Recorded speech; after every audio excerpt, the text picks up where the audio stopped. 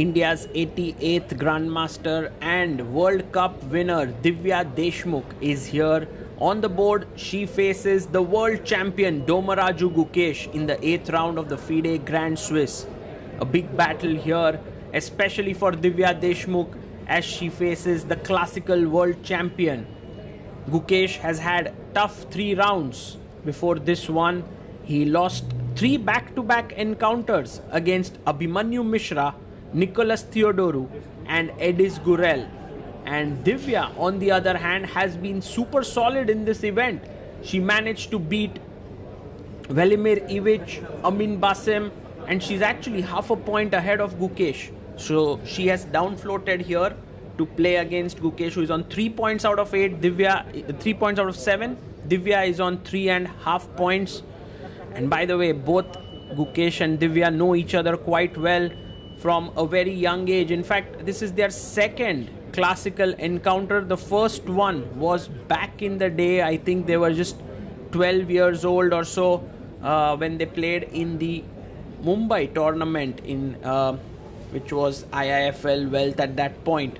So Gukesh with the white pieces will surely be looking to win this one. Meanwhile, for Divya, if she manages to beat Gukesh, it'll be a huge win. In fact, the research suggested that a female player beating a classical world champion who's the reigning world champion has actually not happened.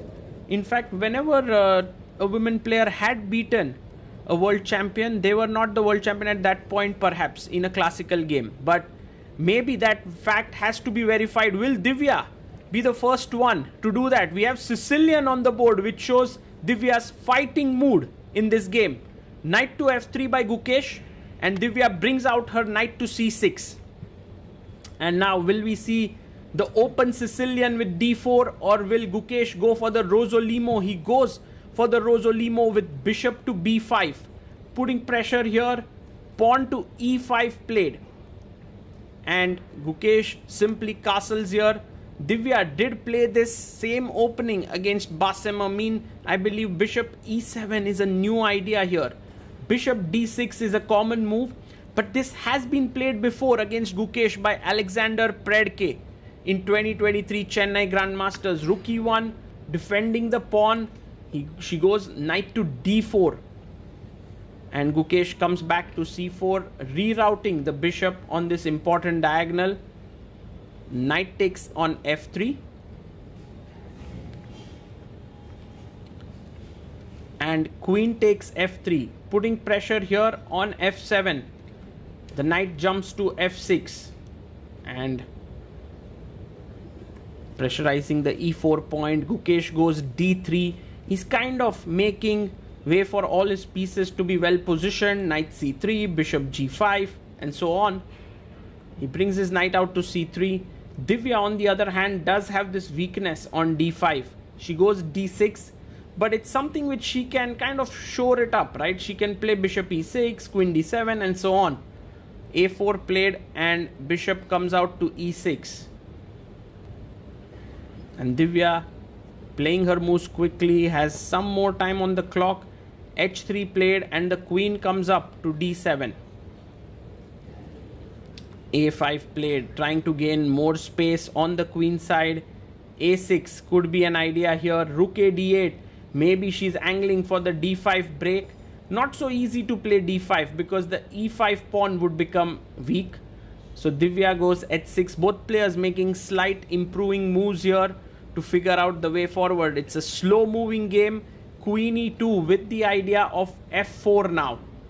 And Divya goes knight e8. I like this maneuver. She wants to put her knight on c7. Also try for f5 whenever opportunity presents itself. f4 played by Gukesh. And now this gives Divya some breathing space. Could have played a6 and kept that game in the similar kind of structure. But after f4, pawn takes pawn, bishop takes pawn. Now we will see that bishop can come out on the f6 square. And the bishop would be very well positioned on the long diagonal. So bishop to f6 is played, and there's pressure on this diagonal. So he goes pawn to e5. Now this move is pretty interesting by Gukesh, because in a way it kind of equalizes the space in the center, right? It just takes away the d6 pawn for the e4 pawn. But what Gukesh feels is that his pieces are much better positioned for this opening of the position, especially the knight on c3, which can jump into d5 and e4, while the knight on e8 is a bit passive. Divya goes in and gives a check. Now Gukesh takes the queen, queen takes queen, pawn takes, which attacks the knight on c3, and you go knight to e4. And Gukesh is better here because the queenside pawns can start moving. Bishop comes to d5,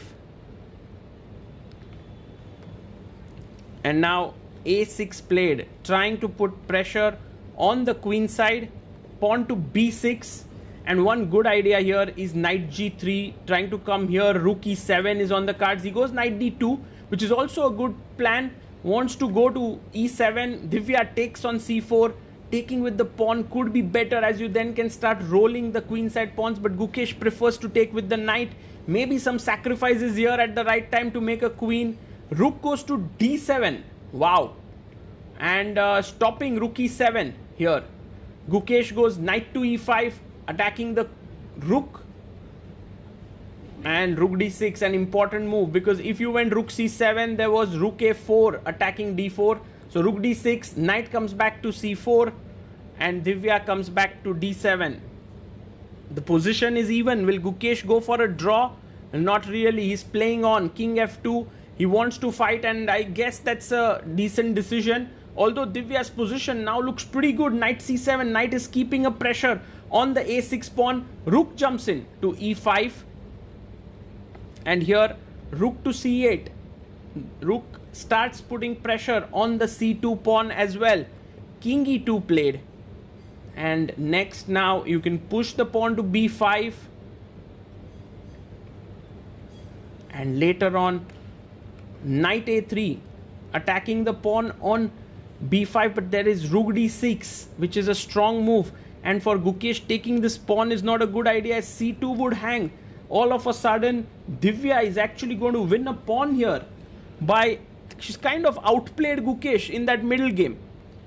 Although Gukesh brings his rook to f1 now, he is threatening the b5 pawn. A very good move could be rook e6 or rook g6, but b4 played. And this helps the knight to come back to c4. Rook goes to e8, offering a trade of rooks. Rook takes rook, knight takes rook. Divya playing this in classy manner, one must say that. She's right now a pawn up in the position, but Gukesh is going after the d4 pawn, which cannot be protected actually. But Divya goes rook f6. Brilliant move, because if rook d4, there's rook f2. He takes on d4, but there is rook f2 check. And one must applaud the way in which Divya Deshmukh has played this endgame. Tremendous. King e3. And now you take the pawn on c2 or g2. Both are tempting. Takes on g2, because the threat of rook check, and this could be quite deadly. Rook takes h3. She goes rook d, king f8 now. Knight d6 doesn't work because of king e7 attacking the rook and the knight. So rook goes to a8. And king e7, bringing the king in. Also not falling for knight d6 businesses here. Rook takes a7 check. Gukesh recovers the pawn. Now the material is even. And 40 moves have been made as he gets up from the board. Divya goes king to e6 and presses the clock. So 40 moves also done for Divya.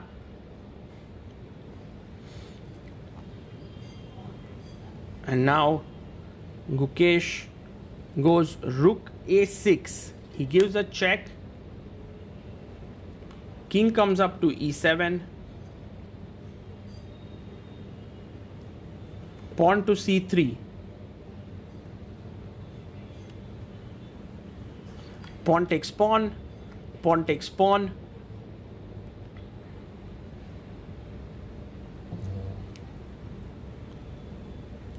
And now Divya goes rook g3.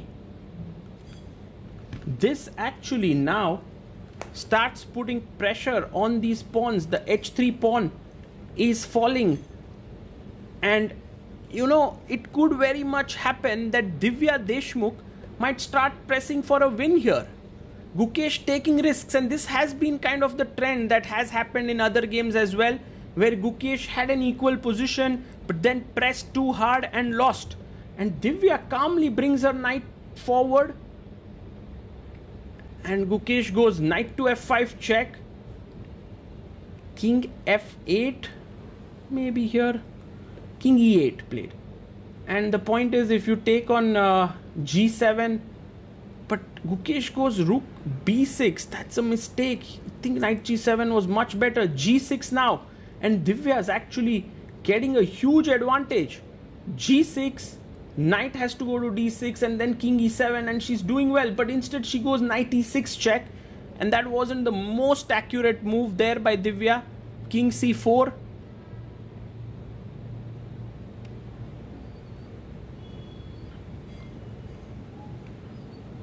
and she goes knight to f4, attacking the d3 pawn, knight to g7 check,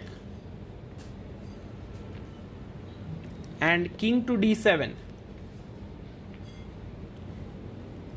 rook b5 played, and rook takes pawn taken here. He takes the pawn on d3, rook f5 attacking the knight and the pawn here on f7, and rook g3 played. Ooh, that's a classy move, attacking here. Rook takes f7 check, and the material is now too low for even trying to win here for Gukesh, and Divya also cannot win it here. But let's see now, still a few more moves. Knight f5, she goes knight to g6, threatening a check to win the rook. So Gukesh goes rook to a7, and Divya plays knight to e5 check. King comes up to d5, and here Divya decides to sacrifice her knight to go into a rook knight versus rook endgame. And interesting choice by her. It's move 56, because Gukesh will definitely play out this endgame till the very end. He would love to put some pressure here, but it's clear that Divya knows this endgame well and she can hold it. Knight d4 and check.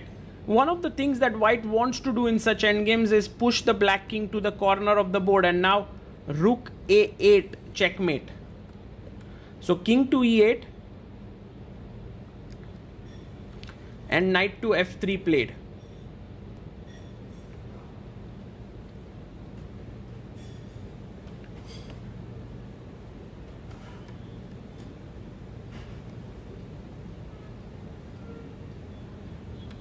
It comes a check, king e6, maybe he plays his king to e6, careful about some checks here, king d8, and with a rook bishop versus rook, it's easier to kind of attack the opponent's king, but with a knight and rook versus rook, it's slightly tougher. And Divya, oh, she was about to play her rook to c7, then put it back, and finally does play it, rook c6. And the thing is, if knight f7, there's king c8, knight d6 check, king d8, nothing really happens there. So knight f7, king c8, so knight d6 check, and king to d8 played. Rook takes rook, goes rook a6, and rook e7 check, king to d5, and he goes in rook to e1, check, and king comes up to c7. Another check here, and you will see that Gukesh isn't picking up that h pawn, and the reason for not doing that is because he wants to kind of whenever he takes, another 50 moves can be played from that point, which is the reason why he might take it at like in a future point. And Divya also can push the pawn, but the moment you push a pawn, again the move counter resets to 0. Finally Divya is like, I need to push because otherwise Gukesh won't take, and so let me push. Rook h7, h4, I think forcing Gukesh to take that pawn, but Gukesh is not interested. He goes knight c4, check, king to d5,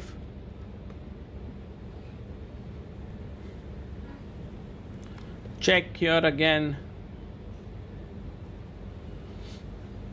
and he goes king to c6, king d8, and knight e3.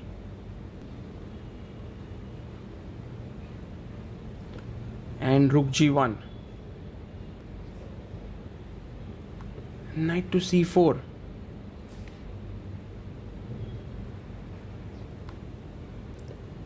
and rook c1 played. He plays king d6, check,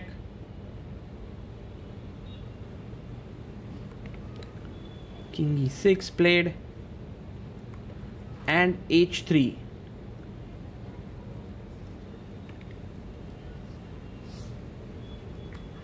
Rook takes pawn, king comes up to c7 and goes rook to c3, check,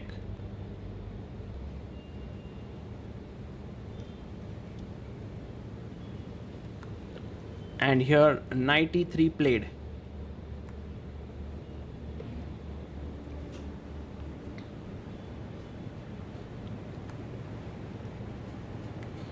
King comes to d6, king e8, and the knight comes in. He's going knight e5 to king e6, and then rook c8 check. Goes king f7, moving away the king, and Gukesh checks. There have been knight rook versus rook endgame where the side with knight and rook have managed to win, king g5. And one good example of that is Judith Polgar's battles again. There was one game against Garry Kasparov where she had lost. That was a rapid game, and I think in general with 30 seconds extra per move, it's very difficult to go wrong here. We are now on move number 90, rook f4 check. King comes to g3 and king f5.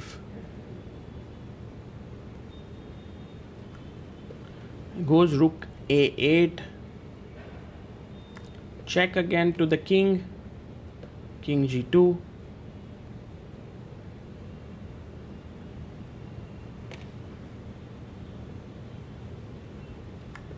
and the rook comes to d3.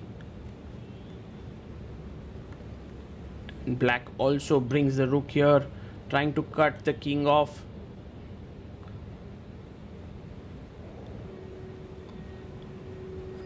Divya keeping her stamina intact here, because Gukesh is known for grinding in such long end games and inducing a mistake from his opponents. You can look at Gukesh, how focused he is. He still believes he has an opportunity to win this.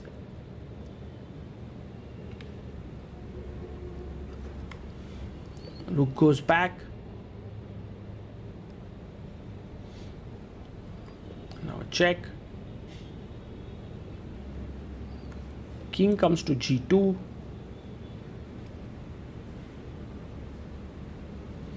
And the rook moves to the side of the board. King f2.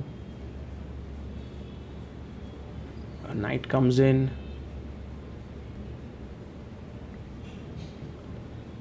King to e2. And well, he's trying to get in closer.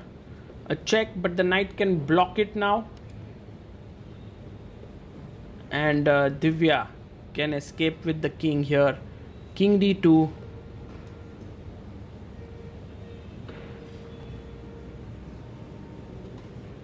Rook swings to the other side. King c2.